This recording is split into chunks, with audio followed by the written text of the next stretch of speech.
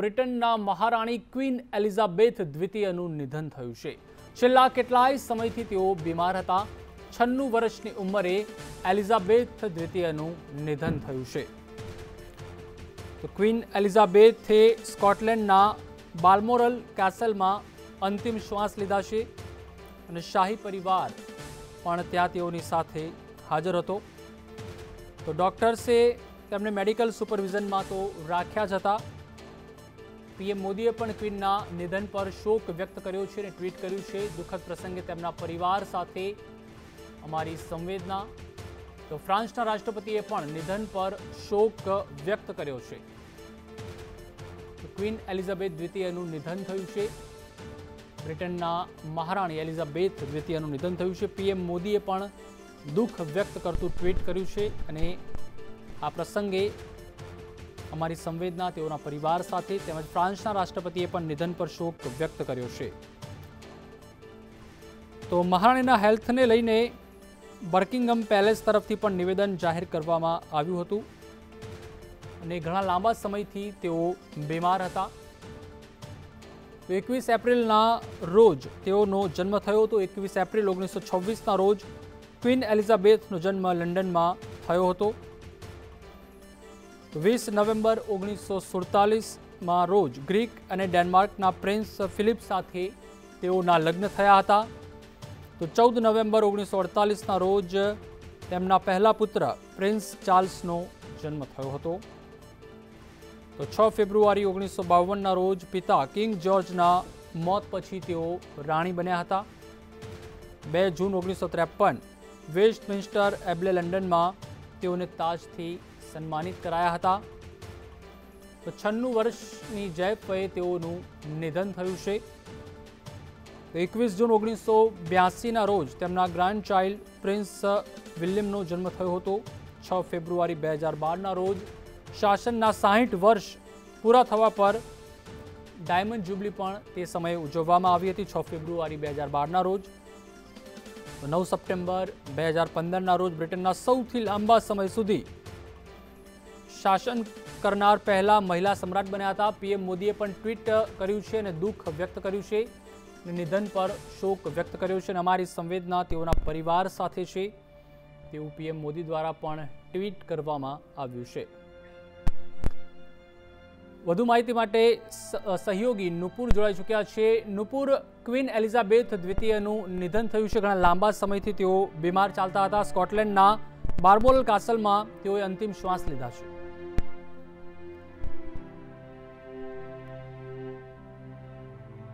જી નુપુર।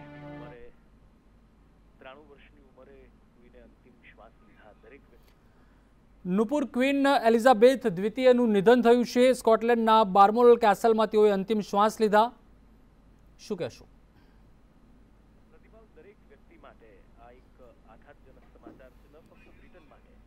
તો પીએમ મોદીએ પણ ક્વીનના નિધન પર શોક વ્યક્ત કર્યો છે। તો ક્વીન એલિઝાબેથનો જન્મ લંડનમાં થયો હતો 21 એપ્રિલ 1926ના રોજ।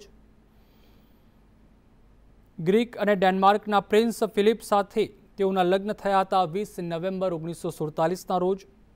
14 નવેમ્બર 1948ના રોજ તેમના પહેલા પુત્ર પ્રિન્સ ચાર્લ્સનો જન્મ થયો હતો। ત્યારબાદ 1945માં WW1માં બ્રિટિશ સેનાની મહિલા બ્રાન્ચમાં પણ તેઓ સામેલ થયા હતા।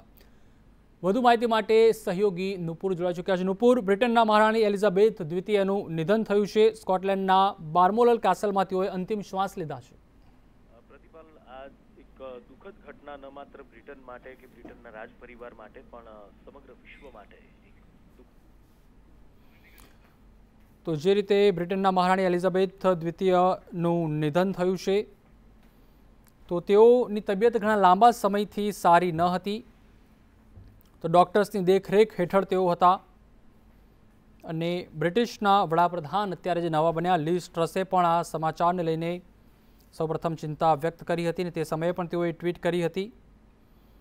તો જે રીતે ક્વીન એલિઝાબેથ છે તેમનો જન્મ લંડનમાં 21 એપ્રિલ 1926ના રોજ થયો હતો અને 60 વર્ષ તેઓએ પૂરા કર્યા હતા। 6 ફેબ્રુઆરી 2012ના રોજ શાસનના 60 વર્ષ તેઓએ પૂરા કર્યા હતા અને ડાયમંડ જ્યુબલી પણ ઉજવી હતી અને સૌથી લાંબા સમય સુધી શાસન કરનાર તેઓ પહેલા મહિલા સમ્રાટ પણ બન્યા હતા।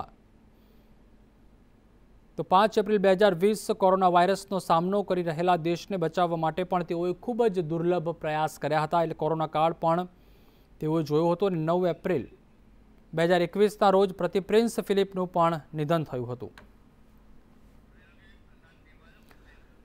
વધુ माहिती માટે सहयोगी प्रशांत नीमा પણ जुड़ चुका है। जी प्रशांत जी, जिस तरह से ब्रिटेन के महारानी एलिजाबेथ द्वितीय का निधन हुआ है, स्कॉटलैंड के बालमोरल कैसल में उन्होंने अंतिम श्वास ली है।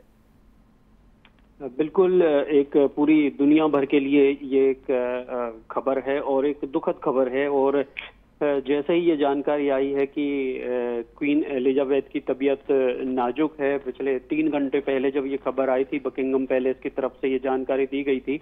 आमतौर पे बकिंगम पैलेस जो होता है बहुत कम प्रेस रिलीज जो है वो जाहिर करता है, और जब इस तरीके की प्रेस रिलीज आई थी तभी कुछ एक ऐसा आभास हुआ था कि शायद जो क्वीन है उनकी जो तबीयत है वो बहुत ज्यादा खराब है। और थोड़ी देर पहले जब ये जानकारी आई है कि महारानी जो एलिजाबेथ सेकंड हैं उन्होंने जो है अंतिम सांस ले ली है, इसके बाद लगातार जो सिलसिला है उन्हें श्रद्धांजलि देने का वो अंतर्राष्ट्रीय स्तर पर तमाम देशों के जो मुखिया हैं वो उन्हें अपनी श्रद्धांजलि दे रहे हैं। खास बात ये है कि स्कॉटलैंड में जो महारानी हैं उनका निधन हुआ है बालमोरल कैसल, जहां पे वो थी, जैसा कि आप बता रहे हैं, वहां पे उनका निधन हुआ है। और हर साल ऐसा कहा जाता है कि गर्मियां जब ब्रिटेन में होती हैं तो महारानी जो है इस कैसल में जाकर के ही अपना जो है वो समय बिताती हैं। और कई लंबा समय हो गया था, उनका स्वास्थ्य खराब था और उनके स्वास्थ्य पर नजर भी रखी जा रही थी। कई सारे डॉक्टर्स जो थे वो लगातार उनकी सेहत की निगरानी रख रहे थे। जब भी पिछले कुछ सालों से उनकी तबीयत खराब हो रही थी तो उसके बाद से उनका जो चलना फिरना है वो भी थोड़ा सा कमजोर हो गया था। तो ये तमाम उनकी सेहत को लेकर के बातें थीं जो पिछले कई दिनों से चर्चा में थी। और आज करीब करीब 70 साल तक जिस तरीके से उन्होंने अपना एक शाही परिवार के तौर पर अपनी जिम्मेदारी का निर्वहन किया है, जो ब्रिटेन की जो कल्चर है, जो राजशाही है, उस तरीके से उन्होंने निभाया। हालांकि एक तरीके का लोकतंत्र है आज ब्रिटेन में, बल्कि लोकतंत्र ही है ऐसा हम कहेंगे वहां पर, और राजशाही केवल नाम मात्र की बची है। बकिंगम पैलेस का जो दखल होता है सरकार में या किसी भी तरीके के प्रशासकीय निर्णयों वो काफी कम होता है, बल्कि हम यदि ऐसा भी कहें उसको कि वो नहीं होता है तो भी बात सही होगी।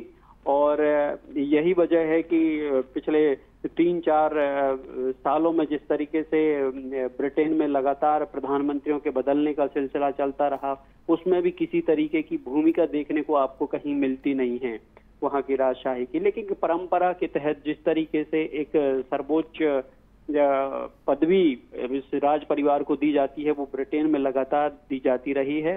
और जब लिज ट्रेस जो है वो अभी कुछ समय पहले नई प्रधानमंत्री बनी थी तो वो महारानी से मिलने के लिए 96 साल इनकी उम्र थी एलिजाबेथ सेकंड की, उनसे मिलने के लिए स्कॉटलैंड भी गई थी। वहां पर उनका जो एबरडीनशायर में बालमोरल कैसल है वहां पे उन्होंने घर जाकर उनसे मुलाकात भी की थी। तो तमाम बातें हैं, एक राज परिवार है। अभी सबसे बड़ी बात ये होगी कि अब आगे क्या होगा, कौन इस जिम्मेदारी को संभालेगा, किस तरीके से इस जिम्मेदारी को संभाला जाएगा, ये भी एक अपने आप में एक बात है।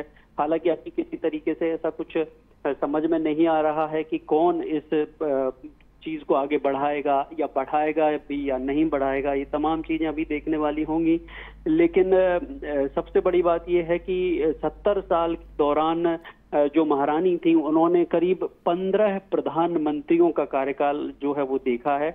और इतने लंबे समय तक शासन करने वाली या अपने इतने प्रधानमंत्रियों का शासनकाल देखने वाली वो एक महिला रही हैं, रानी रही हैं, महारानी रही हैं, ऐसा हम इसको कह सकते हैं।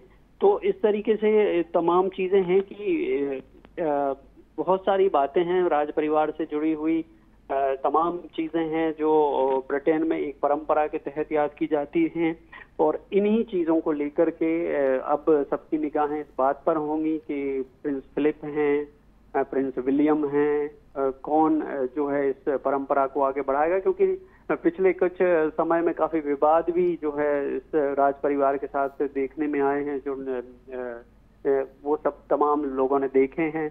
तो उन सबको देखते हुए अब आने वाली बात यही है कि किस तरीके से इस परंपरा को आगे बढ़ाएगा ब्रिटेन, कैसे ये सब स्थितियां आगे बढ़ेंगी, वो सब हम भविष्य में देखेंगे। लेकिन इस समय की दुखद खबर यही है कि क्वीन एलिजाबेथ II अब इस दुनिया में नहीं रही हैं, और उनको श्रद्धांजलि देने का जो सिलसिला है पूरी दुनिया की तरफ से वो चल रहा है। जी आभार प्रशांत जी जुड़ने के लिए और ये माहिती देने के लिए। तो જે રીતે એલિઝાબેથ દ્વિતીયનું નિધન થયું છે, ખૂબ જ લોકપ્રિય તેઓ ક્વીન રહ્યા અને ખૂબ જ લાંબા સમય સુધી તેઓએ શાસન કર્યું। તો પ્રિન્સ ચાર્લ્સ બન્યા બ્રિટનના નવા રાજા। તો ક્વીન એલિઝાબેથ દ્વિતીય પછી પ્રિન્સ ચાર્લ્સ બન્યા છે નવા રાજા। બ્રિટનના નવા રાજા પ્રિન્સ ચાર્લ્સ બન્યા છે। તો સ્કોટલેન્ડમાં ક્વીન એલિઝાબેથે અંતિમ શ્વાસ લીધા છે, તેઓનું નિધન થયું છે અને નવા રાજા જે છે તે પ્રિન્સ ચાર્લ્સ બન્યા છે। તો ક્વીન એલિઝાબેથ જેઓનું દુઃખદ નિધન થયું છે, 96 વર્ષની જેફ વયે તેઓએ અંતિમ શ્વાસ લીધા સ્કોટલેન્ડમાં, અને અત્યારે નવા જે રાજા છે બ્રિટનના તે પ્રિન્સ ચાર્લ્સ બન્યા છે। તો સ્કોટલેન્ડના બાર્મોલલ કાસલમાં તેઓએ અંતિમ શ્વાસ લીધા છે। શાહી પરિવાર પણ તેઓની સાથે જ હતો। પીએમ મોદીએ પણ ક્વીનના નિધન પર શોક વ્યક્ત કર્યો છે અને બ્રિટનના નવા રાજા પ્રિન્સ ચાર્લ્સ બન્યા છે।